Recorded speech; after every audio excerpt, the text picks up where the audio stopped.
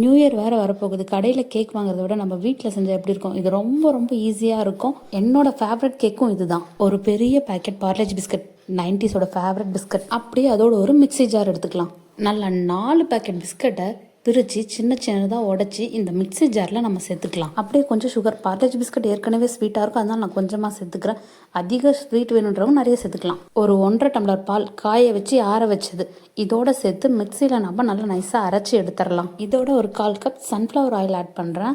அப்படியே கொஞ்சமாக baking soda, இதை திரும்ப ஒரு தடவை அரைச்சிக்கலாம். அப்படியே நல்லா ஆயில் அப்ளை பண்ணி வச்ச ஒரு பேக்கிங் ட்ரே. இது இல்லையா பிரச்சனையே இல்லைங்க. நம்ம சாப்பிட்ற தட்டை ஒன்று எடுங்க, அதில் ஆயில் போடுங்க, அவ்வளோதான். ஏன்னா இதை நான் ஓவன்லேயே இல்லை குக்கர்லலாம் செய்ய போகிறது இல்லைங்க. சும்மா தரையில் 4 தட்டு தட்டி இட்லி பாத்திரத்தில் கீழே தண்ணியை ஊற்றி கொதிக்க வைங்க. உள்ள ஒரு ஸ்டாண்டை வச்சு நம்ம கேக் ட்ரே எடுத்து வைக்க வேண்டியதான்.